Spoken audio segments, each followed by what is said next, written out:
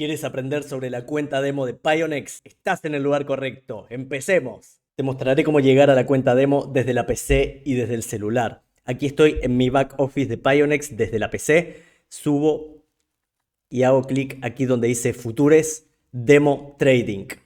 Desde el celular hacemos clic aquí abajo donde dice Futures. Después hacemos clic donde nos da a seleccionar el par. Y aquí arriba hacemos clic donde dice Demo. Y vamos a ver los pares que hay para cuenta demo.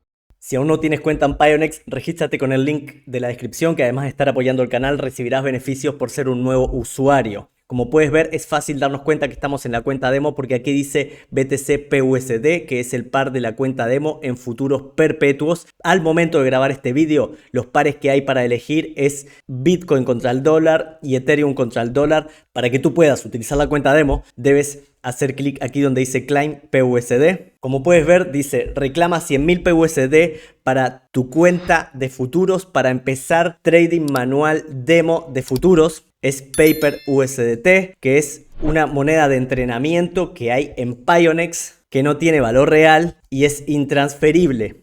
Ok, demo trading. Y ahí ya tenemos $100.000 ficticios que nos van a permitir realizar todo tipo de pruebas antes de utilizar nuestro dinero real.